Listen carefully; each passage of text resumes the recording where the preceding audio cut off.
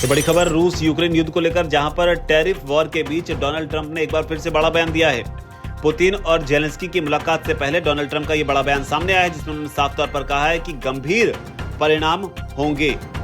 तो बड़ी बात डोनाल्ड ट्रंप की ओर से, अब ये युद्ध जो है संभवतः और भयानक हो सकता है। साथ ही डोनाल्ड ट्रंप ने यह भी कहा है कि मैं कड़ा कदम उठाऊंगा।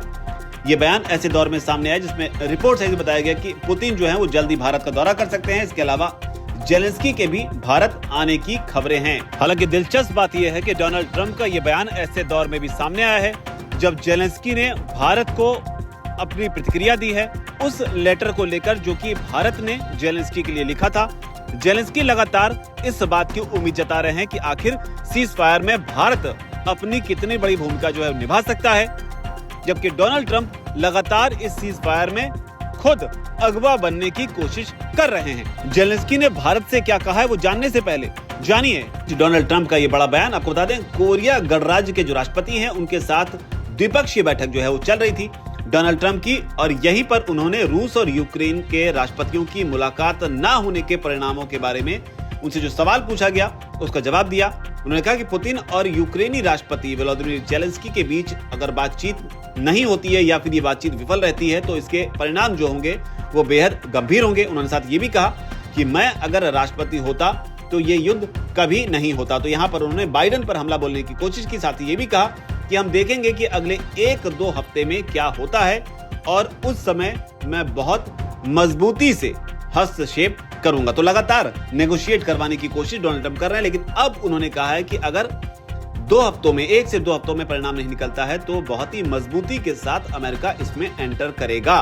दिलचस्प बात यह है कि डोनाल्ड ट्रंप का ये बयान ऐसे दौर में भी सामने आया जब हाल ही में ये खबर भी सामने आई जिसमें भारत में यूक्रेन के जो राजदूत हैं पोलिशिचुक, उन्होंने ये संकेत दिए थे कि जेलेंस्की जल्द ही भारत की यात्रा कर सकते हैं। हालांकि तारीख को लेकर उन्होंने कहा था कि तारीख अभी तय नहीं हुई है। जहां यूक्रेन लगातार अब भारत की ओर इस युद्ध की स्थिति में देख रहा है, इस उम्मीद में कि भारत इसमें एक अच्छे मीडिएटर की भूमिका निभाएगा, और इसे लेकर जेलेंस्की ने 24 घंटे पहले ही प्रधानमंत्री मोदी को एक संदेश दिया।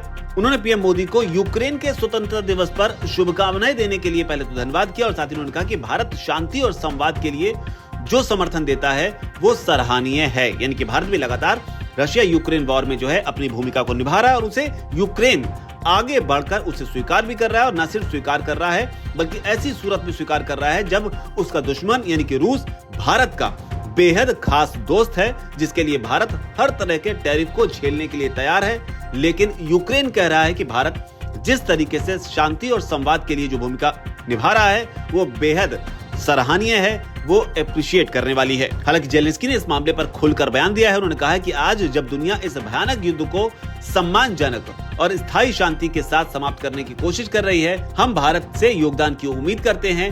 हर वो निर्णय जो कूटनीति को मजबूत करता है और न सिर्फ यूरोप बल्कि इंडो पैसिफिक क्षेत्र और उससे भी आगे की सुरक्षा को बेहतर बनाता है। तो ये कहा गया है जेलेंस्की की ओर से भारत को लेकर। इस दौरान जेलेंस्की ने पीएम मोदी की तरफ से जो पत्र भेजा गया था उसको भी शेयर किया। उसमें उन्होंने कहा कि भारत ने उन्हें भारत के स्वतंत्रता दिवस पर शुभकामनाएं देने के लिए धन्यवाद किया है और यूक्रेन के स्वतंत्रता दिवस पर वहां की जनता को शुभकामनाएं दी हैं। हालांकि जिस पत्र का जिक्र जेलेंस्की ने किया उसके अंदर क्या लिखा था वो भी आपको बता देते हैं। उसमें लिखा था कि मैं आपको और यूक्रेन की जनता को आपके स्वतंत्रता दिवस के अवसर पर हार्दिक शुभकामनाएं देता हूं। मुझे अगस्त में कीव की अपनी यात्रा की गर्मजोशी जो है वो आज भी याद है, और मुझे खुशी है कि भारत यूक्रेन संबंधों में तब से काफी प्रगति हुई है। भारत हमेशा शांति के पक्ष में खड़ा रहा है और वो बातचीत व कूटनीति के माध्यम से संघर्ष में शांतिपूर्ण समाधान के हर ईमानदार प्रयास का समर्थन करता रहेगा। तो ये भारत का यूक्रेन को संदेश था। हालांकि इससे पहले भी जेलेंस्की और पीएम मोदी की फोन पर बातचीत हो चुकी है, लेकिन जो बड़ी बात है वो कि डोनाल्ड ट्रंप जो है उन्होंने इशारा दिया है कि अगर 1 से 2 हफ्ते में कोई परिणाम नहीं निकलता है तो अमेरिका इसमें और ज्यादा प्रबल तरीके से एंट्री मारेगा। हालांकि अभी अमेरिका जो हथकंडे के तौर पर जिसका इस्तेमाल कर रहा है उसमें भारत की सीधी भूमिका है। 50% का टैरिफ भारत पर लगाने का ऐलान किया जा चुका है, जो कि अब से कुछ घंटों में लागू भी हो जाएगा। हालांकि बड़ी बात यह है कि क्या इसके लागू होने से पहले कोई नेगोशिएशन हो जाएगा, क्योंकि लगातार इसकी कोशिशें भी जारी हैं। हालांकि प्रधानमंत्री मोदी ने अहमदाबाद से ऐलान कर दिया है कि दबाव अभी और बढ़ सकता है। तो क्या डोनाल्ड ट्रंप सेकेंडरी टैरिफ भी लगा सकते हैं अगर भारत रूस के साथ उसकी दोस्ती को लेकर झुकने के लिए तैयार नहीं होता है।